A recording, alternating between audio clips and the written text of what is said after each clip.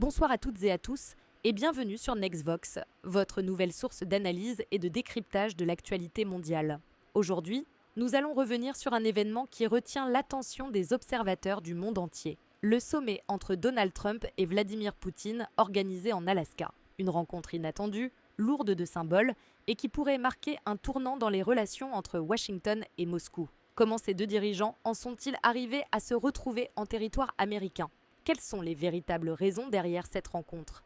Et surtout, quels résultats concrets peut-on attendre de ce sommet? C'est ce que nous allons analyser ensemble dans ce décryptage spécial. Comment Trump et Poutine sont arrivés à ce sommet? Pour comprendre la portée de cette rencontre, il faut revenir sur le contexte qui l'a rendu possible. Depuis son retour sur la scène politique, Donald Trump n'a jamais caché sa volonté de jouer un rôle majeur dans la diplomatie américaine, même en dehors des circuits traditionnels.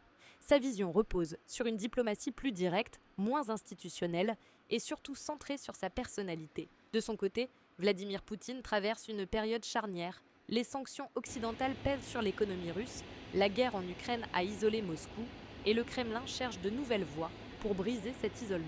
L'idée d'un sommet en Alaska n'est pas anodine.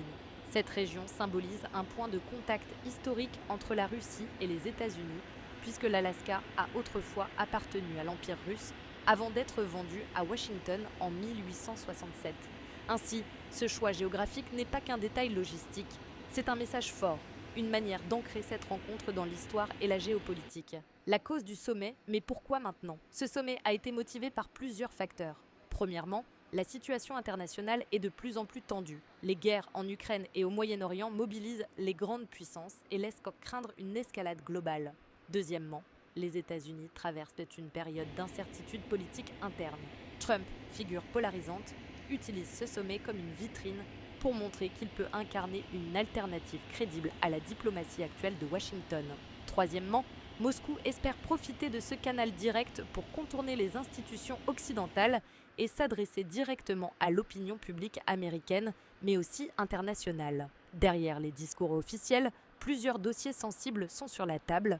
L'avenir du conflit ukrainien et la possibilité d'un cessez-le-feu, les équilibres énergétiques mondiaux, notamment avec le gaz et le pétrole, les alliances militaires, en particulier le rôle de l'OTAN. Et enfin, la cybersécurité et la guerre de l'information, deux terrains où les accusations mutuelles sont constantes. Le déroulement et les coulisses. L'arrivée de Trump et Poutine en Alaska a été soigneusement mise en scène. Les images des deux leaders, se serrant la main sur le sol glacé, ont déjà fait le tour du monde. Mais derrière le protocole, les discussions sont restées tendues. Selon des sources proches de la rencontre, Trump aurait insisté sur la nécessité de trouver une solution rapide au conflit ukrainien, tout en évitant un affrontement direct entre Washington et Moscou. Poutine, lui, a cherché à imposer ses lignes rouges, aucune concession sur la souveraineté russe et surtout une demande claire de levée progressive des sanctions occidentales. En marge des discussions, plusieurs conseillers économiques et militaires des deux camps ont également pris part aux échanges, preuve que ce sommet dépasse largement la dimension symbolique. Les résultats du sommet, alors, qu'en est-il des résultats? Officiellement, le communiqué final parle d'un dialogue constructif et de la volonté des deux parties de maintenir des canaux de communication ouverts. Concrètement, aucun accord majeur n'a été signé. Pas de cessez-le-feu immédiat en Ukraine, pas de levée de sanctions, pas d'alliance nouvelle. Mais ce serait une erreur de réduire ce sommet à une simple photo diplomatique.